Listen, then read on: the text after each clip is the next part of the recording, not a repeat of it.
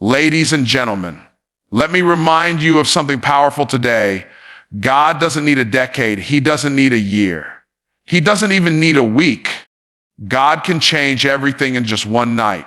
You see, we serve a God who operates outside of time, but intervenes right on time. The God who spoke the universe into existence can speak a word over your life tonight and flip the script before the sun rises. God doesn't need time. He just needs a moment. That truth, when deeply understood, will shift how you wait, how you pray, and how you prepare. We often look at our situations through a human lens. We measure progress by time. We think that because something hasn't happened in a month, a year, or even a decade, that it might never happen. But God is not bound by time. He created it and he operates above it. What takes man a lifetime, God can do in a moment. What seems impossible to us is already finished in his plan. When we look at scripture, we consistently see this theme. Time and again, God waits until the last moment. Not because he is late, but because his glory is revealed in the timing. He doesn't operate on our schedule. He waits until the moment will display his power most clearly. It was not after a gradual process that the Red Sea parted. It was in an instant when Moses stretched out his hand in obedience. It wasn't after Pharaoh agreed to a slow release of the people of Israel. It was after one decisive act of God in the night, a single moment of divine intervention. This is how God moves. He often allows time to pass, not to frustrate us, but to prepare us. We think time is working against us, but in reality, time is working for us under his hand. He's aligning people's situations and even enemies to serve his purpose. While you're waiting, he's working. But the breakthrough, the shift, the miracle, it doesn't come in slow motion. It comes in a divine moment. Sometimes we confuse God's silence with inaction. Just because you don't see movement doesn't mean he's not orchestrating something bigger behind the scenes. In one moment, a door can open that you didn't even knock on. In one moment, a diagnosis can be reversed. In one moment, a financial burden can be lifted. And it's not because time wore down the obstacle, but because God stepped in. You must understand that God is not limited to our processes. We've been conditioned to believe that success, healing, restoration, or breakthrough must come through a series of steps. But when God speaks, things shift instantly. He said, "Let there be light." And light came forth out of darkness without a sun, without a source, without delay. One word, one moment. Think of Joseph sitting in a prison for something he didn't do. Years passed, forgotten, overlooked. But when God was ready, Pharaoh called for him. And in one moment, he was elevated to a position of influence and power. Not gradually, not politically, divinely. God didn't need to build a resume. He just needed a moment to favor Joseph in the eyes of the right person. Or Ruth, a widow in a foreign land, working in a field just to survive. No plan, no direction, just obedience. And in one moment, the right person noticed her. That moment didn't just change her life. It aligned her with destiny, a lineage that would eventually bring forth a king. That's what God does. He takes ordinary, overlooked people and in a moment, inserts them into divine purpose. That's why you can't measure your life by time alone. You can't base your expectation on what hasn't happened yet. Delay does not mean denial. Just because it didn't happen last year doesn't mean it can't happen today. God doesn't need more time. He just needs the moment that aligns with his plan. There are people who went to sleep broke and woke up with opportunity. There are people who spent years in addiction and got delivered in a single encounter. There are stories of restoration, healing, provision, and purpose that all began with one unexpected, unexplainable moment. And when God does it, you'll know it wasn't the result of your effort alone. It wasn't because you calculated everything right. It was because the creator of time stepped into time on your behalf. That's the God you serve. Not a distant observer, but a present redeemer. a God who doesn't wait for the calendar to approve your blessing. He is sovereign. And when he says now, no man can say later. When he opens a door, no one can shut it. When he speaks, circumstances realign. That's why you keep praying. That's why you keep believing. Because the next moment might be the one that changes everything. Bondage doesn't scare God. In fact, he often chooses the places of deepest captivity to reveal the greatest breakthroughs. When we talk about breakthrough, we usually think in terms of process, counseling, healing, effort, time. But God in his divine authority has the power to shift things overnight. What took years to build, he can dismantle in hours. What looked immovable can collapse in a moment under the weight of his will. That's why the story of Israel's deliverance from Egypt is not just history. It's prophecy. It speaks to the kind of power God still exercises today. The Israelites were in bondage for over 400 years, not 4 days, not 4 decades, 4 centuries. Entire generations were born and buried in slavery.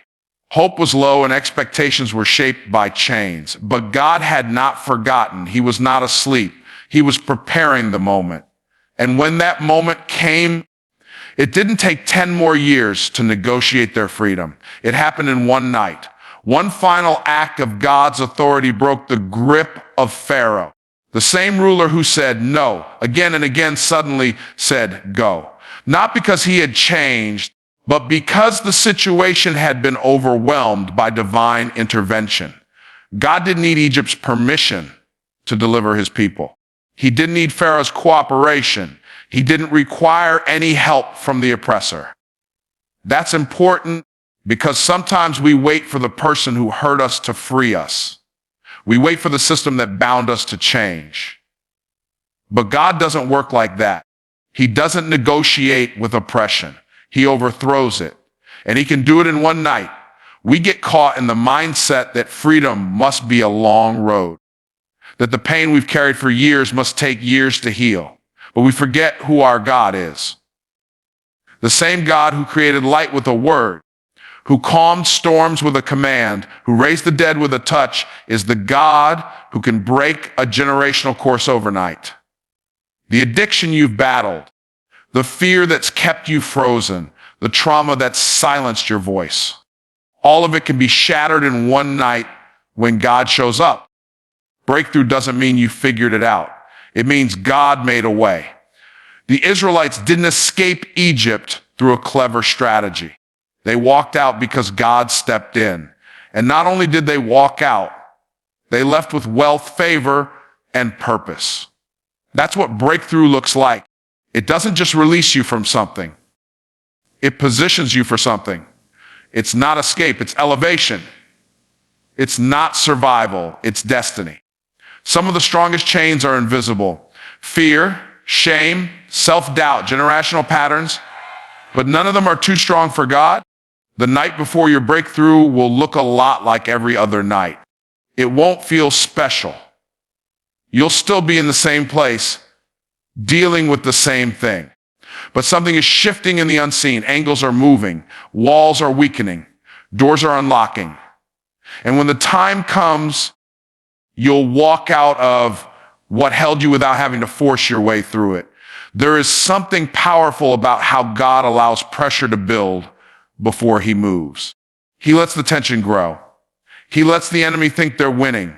He allows the situation to look unchangeable, not because he's powerless, but because he wants the result to be undeniable. When he brings you out, it will be clear that it wasn't a coincidence. It was God. And nobody, not you, not your enemies, not your past, will be able to take credit for it. So when you're still in the middle of the bondage, when the chains still rattle and the weight still sits on your shoulders, don't assume nothing is happening. Breakthrough is often disguised as an ordinary night. But in one night, God can shift power, change laws, release provision, heal wounds, and reroute your entire life. One word from him can undo years of struggle. One move from him can change your story from bondage to testimony. When God moves, he moves completely. He doesn't just free your hands. He frees your mind, your name, your future. Bondage is not your end. Breakthrough is not a maybe. It's a moment. And that moment can come when you least expect it. One of the hardest truths to accept in the journey of faith is that God's timing often looks nothing like ours. We pray, we plan, we prepare, and then we wait and wait and wait some more. In the silence, in the space between our asking and his answering, doubt begins to creep in. We start to wonder if maybe we misheard. Maybe God changed his mind. Maybe what we believe for just isn't going to happen. But delay is not denial. Delay is often divine preparation. There's something important about how God works. He's not just focused on the outcome. He's deeply invested in who you become in the process. He doesn't rush development. He's not interested in giving us something that will crush us because we aren't ready to carry it. So instead, he waits. He allows us to mature. He allows our character to be shaped. He stretches our faith. He prunes our desires. And in the delay, he prepares not just the blessing for us, but us for the blessing. Look at David. He was anointed as king when he was just a young shepherd, but he didn't take the throne the next day.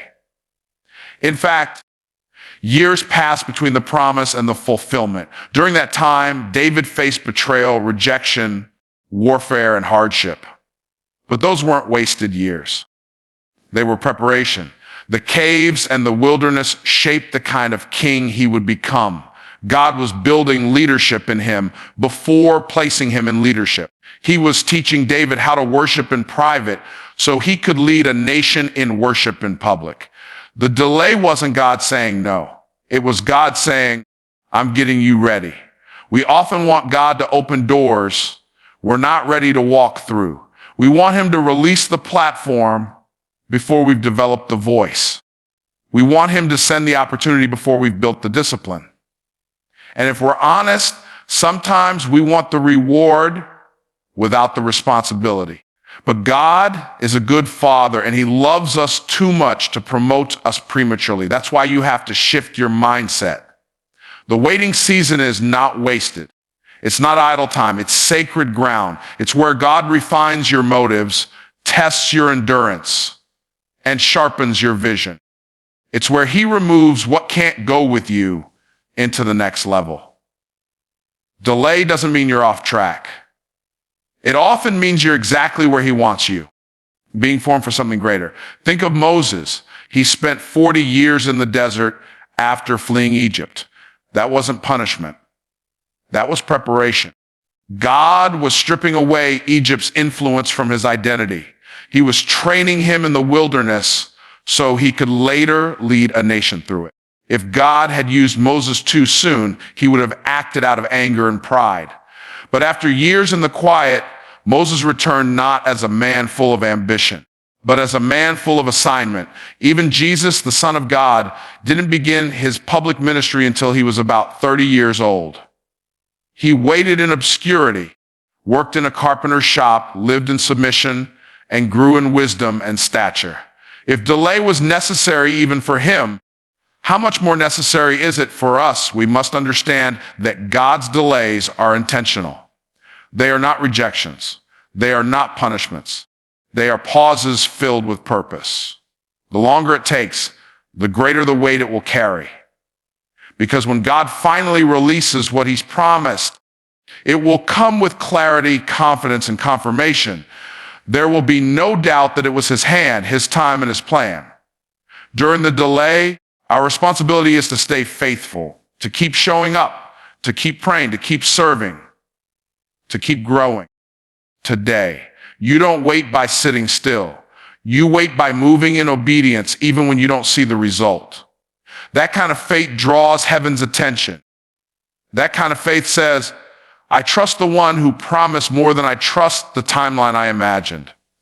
So when it feels like things are taking too long, remind yourself that delay is not God forgetting you. It's God forming you. He hasn't changed his mind. He hasn't revoked his promise. He's preparing something greater than what you expected. And when the time is right, nothing can stop what he set in motion. The darkest moments in life can feel like the end, like nothing is changing, like everything you've hoped for is slipping through your fingers. The night seems long, heavy, and silent. And in that silence, the mind starts racing, the heart starts aching, and doubt starts whispering. It is in those moments when the pressure is greatest, the confusion is loudest, and the way forward seems impossible, that God often does his deepest work. Your darkest night is not a sign of abandonment. It's often the setup for deliverance. God is not absent in the darkness. In fact, some of his greatest acts in Scripture happened when everything around like it was falling apart.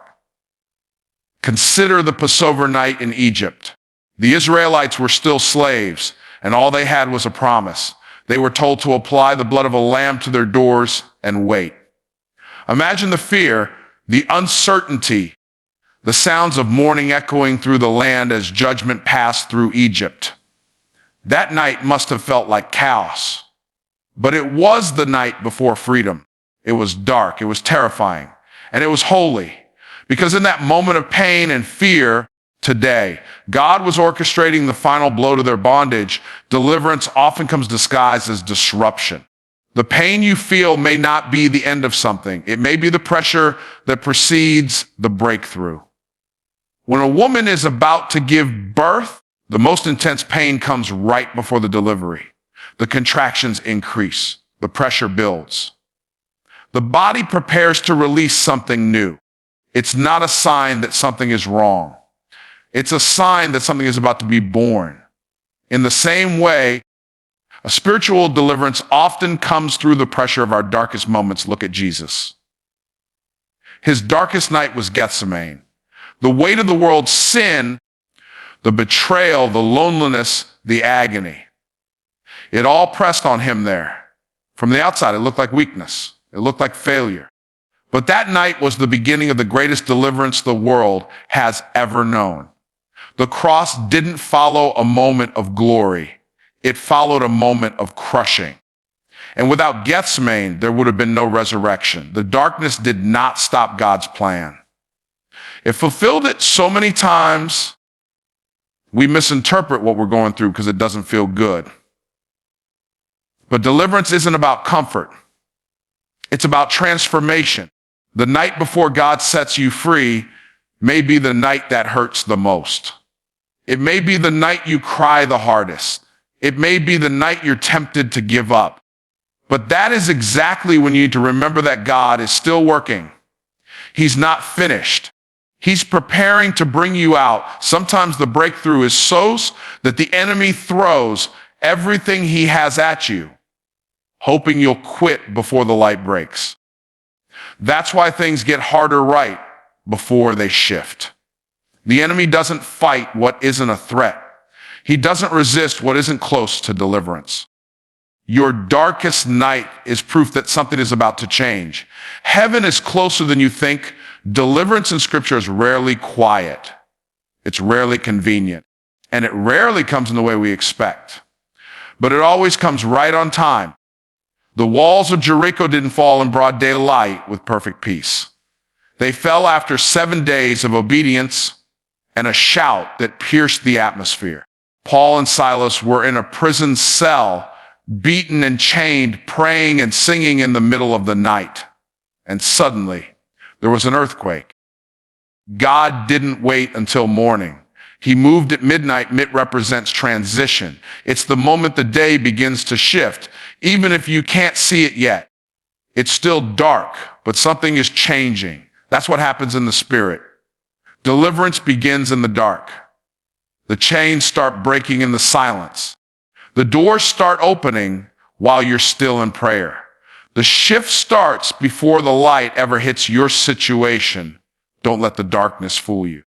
Just because you don't see the change doesn't mean it hasn't started. The darkest part of the night is just before the dawn. And in that darkness, God is still God. He is still faithful. He is still able. And he is never late. Favor is not fair. It doesn't follow logic. It doesn't operate by human standards or earthly qualifications. Favor is supernatural. And when it rests on your life, It will cause things to happen that cannot be explained by reason alone. That's the power of God's favor. It overrides natural limitations. It doesn't ask for permission from circumstances. It doesn't require the approval of people. When God puts his favor on someone, what should be impossible becomes inevitable. Too often we base what we believe is possible on what we can see, touch, or calculate. We measure our chances based on our background, our education, our bank account, or our connections. But favor is not based on any of that. God's favor takes what the world disqualifies and qualifies it.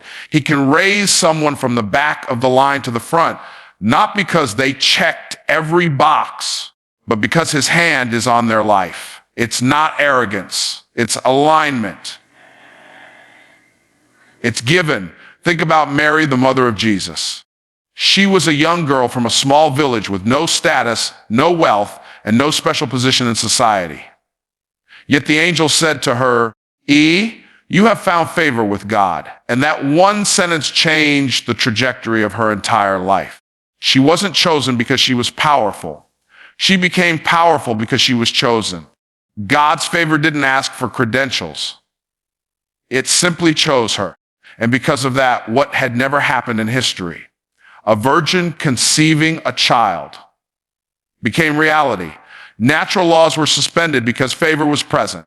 Favor doesn't mean you won't face obstacles. In fact, favor will often put you in places where the odds are stacked against you, just so God can show that his hand is greater than the opposition. Look at Esther. She was a Jewish woman in a foreign empire with no legal right to approach the king. But she had favor, and that favor gave her access. It didn't matter that the law said she couldn't. God's favor opened a door that no rule could shut. Her presence saved a nation, not because she had influence in her own strength, but because she was wrapped in divine favor. God's favor will cause things to bend in your direction. It will take resumes that should be overlooked and bring them to the top. It will put your name in rooms you've never entered. It will bring opportunities you didn't apply for, not because of manipulation or networking, but because of divine appointment. Favor will have people bless you who don't even know why they're doing it. It will cause protocols to be changed, doors to open, and systems to shift, all because God has chosen to highlight you in that season. When you walk in God's favor, you stop relying on what you can do and start trusting what he can do through you. Natural limitations no longer define the boundaries of your potential. You may not have the money, but favor can bring provision. You may not have the experience, but favor can release strategy. You may not have the support, but favor can bring divine connections. When favor is in operation, grace fills the gaps. You do your part, and God breathes on it, multiplies it, and magnifies it beyond your capacity. This is why you must never count yourself out because of what you lack. What you think disqualifies, you may be the very thing God uses to show his glory. Favor doesn't need everything to be perfect.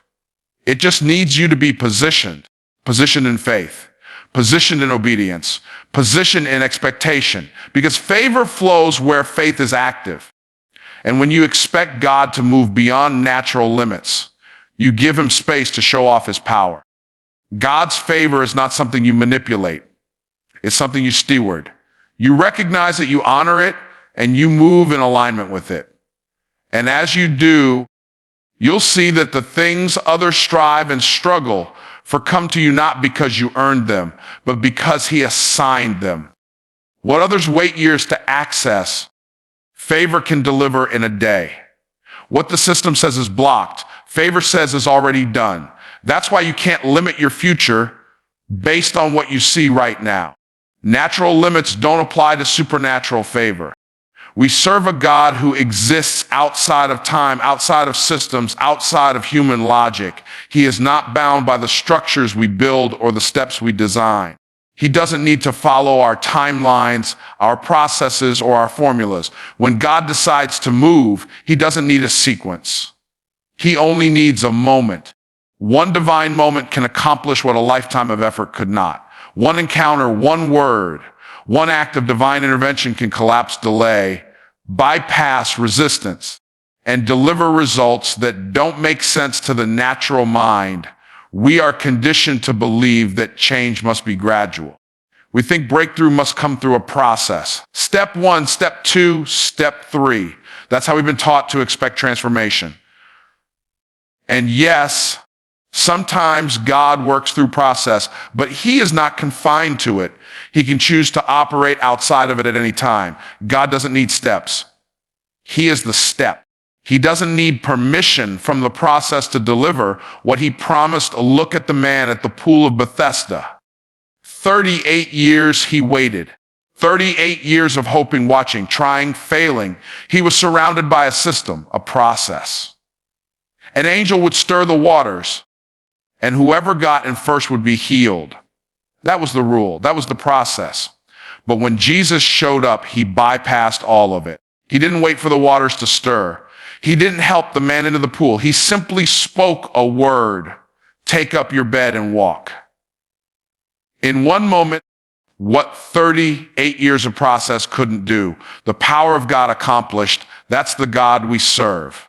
The kind of God who will speak to a dead situation and bring it back to life without needing a meeting, a vote, or a strategy. The kind of God who will reach into a prison cell and release Paul and Silas with a song and earthquake. The kind of God who will take a persecutor like Saul and turn him into Paul in a moment on the road to Damascus. That kind of transformation isn't explained. It's revealed. People around you may not understand how fast things shift when God moves. They'll try to measure your elevation by their process. They'll look for the steps you took, the connections you used, the doors you knocked on. But favor doesn't follow formulas. When God decides it's your moment, it's your moment. You can't plan for it. You can't orchestrate it. You just have to be ready to move when he moves. God doesn't need the whole night to work. He doesn't need months of preparation. When the Israelites left Egypt, they didn't have time to bake their bread with yeast.